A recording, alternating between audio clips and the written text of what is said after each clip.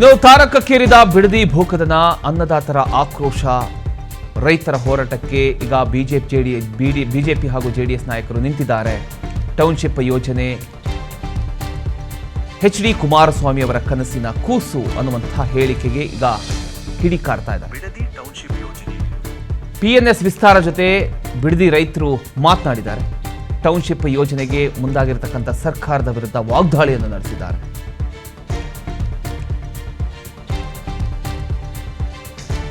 ಒಟ್ಟಿನಲ್ಲಿ ಈಗ ಒಂದ್ ಕಡೆ ವಿರೋಧ ವ್ಯಕ್ತ ಆಗ್ತಾ ಇದೆ, ಇನ್ನೊಂದು ಕಡೆ ಪರವಾಗಿ ನಿಂತ್ಕೊಂಡಿದ್ದಾರೆ. ಈಗ ನಮಗೆ ಸಿಕ್ಕಿರತಕ್ಕಂಥ ಮಾಹಿತಿ ಪ್ರಕಾರ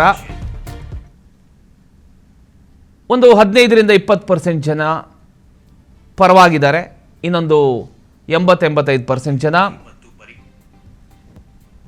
ವಿರೋಧ ವ್ಯಕ್ತಪಡಿಸ್ತಾ ಇದ್ದಾರೆ ರೈತರು ಅನ್ನುವಂಥದ್ದು. ಸೊ ಒಟ್ಟಿನಲ್ಲಿ ಈಗ 3 ದಿನಗಳ ಒಂದು ಪಾದಯಾತ್ರೆ ಏನಿದೆ, ಆ ಪಾದಯಾತ್ರೆ ಯಾವ ರೀತಿ ಫಲ ಕೊಡುತ್ತೆ, ಅದಕ್ಕೆ ಸರ್ಕಾರ ಯಾವ ರೀತಿ ಉತ್ತರ ಕೊಡುತ್ತೆ, ಬಿಡದಿ ಟೌನ್ಶಿಪ್ ಯೋಜನೆಯನ್ನ ಸರ್ಕಾರ ಕೈ ಬಿಡುತ್ತಾ,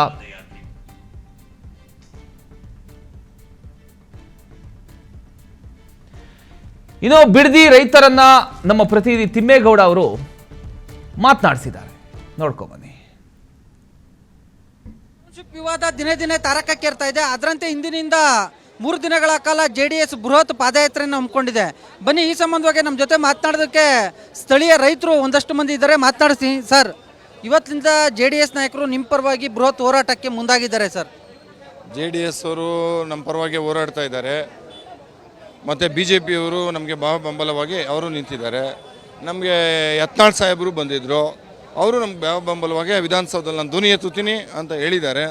ನಮಗೆ ಯಾವುದೇ ಪಕ್ಷದವ್ರು ಬಂದರೂ ಬೆಂಬಲವಾಗಿ ನಾವು ಸ್ವಾಗತ ಮಾಡ್ತೀವಿ. ರೈತರ ಸಂಘದವರು ಇವತ್ತು ನಮ್ಮ ಮಾಗಡಿ ಬಾಲಕೃಷ್ಣ ಅವರು ಬಂದು ನಮ್ಮ ಭೂಮಿ ರೈತರುಗಳನ್ನ ಉಳಿಸ್ಕೊಡ್ತೀನಿ ನಡೀರಿ ಪಾದಯಾತ್ರೆ ಅಂದರೆ ಅವ್ರಿಗೂ ಸ್ವಾಗತ ಕೋರ್ತೀವಿ. ಇದು ಕುಮಾರಸ್ವಾಮಿಯವರ ಕನಸಿನ ಕೂಸು, ಅವ್ರು ತಂದಿರೋಂಥ ಯೋಜನೆನ ನಾವು ಅನುಷ್ಠಾನ ಮಾಡ್ತಾ ಇದ್ದೀವಿ ಅಂತ ಇವರು ಬಾಲಕೃಷ್ಣ, DK ಶಿವಕುಮಾರ್, DK ಸುರೇಶ್, ಕಾಂಗ್ರೆಸ್ನವರೆಲ್ಲ ಹೇಳ್ತಾರೆ. ಇದೇ ಮಾತು. ಅವ್ರ ಕನಸಿನ ಕೂಸು ಇವ್ರು ಯಾಕೆ, ಅವ್ರು ಕೂಸು ಉಡ್ಸಿರೋದಕ್ಕೆ ಇವ್ರು ಯಾಕೆ ಅಪ್ಪ ಹೋಗ್ತಾರೆ ಅಲ್ಲವ್ರ? ಇವ್ರ ಯೋಜನೆ, ಇವ್ರ ಮೈಂಡಲ್ಲಿ ಏನೇ ಯೋಜನೆಗಳು ಅವು ಯೋಜನೆ ಮಾಡಬೇಕು. ಅವ್ರು ಕೈ ಬಿಟ್ಬಿಟ್ಟು ಹೋದ್ರು ರೈತರಿಗೆ ತೊಂದರೆ ಆಗ್ತದೆ ಅಂತ. ಅದನ್ನು ಬಿಟ್ಬಿಟ್ಟು ನೀವು ಇಲ್ಲದೆ ಹೋದವನ್ನೆಲ್ಲ ಹೇಳ್ಕೊಂಡು ಇವ್ರ ಮೇಲೆ ಹೇಳ್ಕೊಂಡು ರೈತರನ್ನ ತೊಂದರೆ ಕೊಡ್ತಾ ಇದ್ದೀರಿ. ನಾವು ಯಾವುದೇ ಕಾರಣಕ್ಕೂ ಜಿಗ್ಗಲ್ಲ ಸರ್. ಈಗ ಸಾರ್ವಜನಿಕ ಅಭಿಪ್ರಾಯಗಳ ಸಮಗ್ರ ಪರಿಶೀಲನೆಗೆ ಒಂದು ಸಮಿತಿ ರಚನೆ ಮಾಡ್ಯಾರ ನಿನ್ನೆ. ಅಂದರೆ ನ್ಯಾಯಮೂರ್ತಿಗಳ ನೇತೃತ್ವದಲ್ಲಿ ಒಂದು ಸಮಿತಿ, ಅಂದರೆ ಒಪಿನಿಯನ್ನ, ಸಾರ್ವಜನಿಕ ಅಭಿಪ್ರಾಯ ಏನಿದೆ ಅದನ್ನು ಪರಿಶೀಲನೆ ಮಾಡೋಕ್ಕೆ ಅಂತ. ಒಳ್ಳೆಯದು ಕೆಲಸ ಅಲ್ವಾ ಸರ್? ಅದನ್ನು ಮಾಡಲಿ, ಬರಲಿ. ಇಲ್ಲಿ ಬಂದು ಎಲ್ಲ ಸ್ಥಳೀಯವಾಗಿ ಪ್ರತಿ ಮನೆಗೂ ಹೋಗಿ ಕೇಳಿದಾಗ ಆ ವಾಸ್ತವಾಂಶ ಗೊತ್ತಾಗುತ್ತೆ. ಈಗ ಒಂದು ವೇಳೆ ಈಗ ಜಮೀನು ಏನಾದ್ರು ಪಡ್ಕೊಂಡ್ರೆ ತಮ್ಮ ಮುಂದಿನ ನಡೆ ಏನು?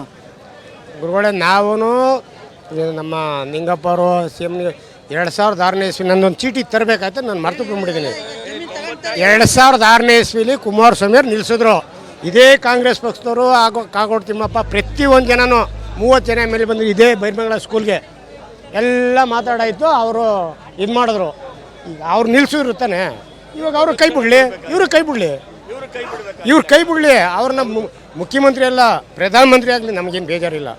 ನಮ್ಮ ಕಂಚಗಾನಹಳ್ಳಿ ಪಂಚಾಯತಿ, ಬೈರ್ಮಂಗಲ ಪಂಚಾಯತಿಗೆ ಸೌತಿ ಮಾಡ್ಕೊಂಡು ಕಾಣ್ತಾವ್ರು ನಮ್ಮ DK ಶಿವಕುಮಾರ್ ಅವರು.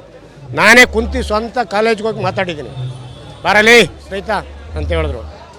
ಇದು ತಪ್ಪ? ಬೇಡ, ನಾವು ರಕ್ತ ಕೊಟ್ಟೆವು, ಭೂಮಿ ಕೊಡಲ್ಲ. ಇರೋದು ಅನ್ನೋದು 10 ಗುಂಟೆ 20 ಗುಂಟೆ ಜಮೀನು.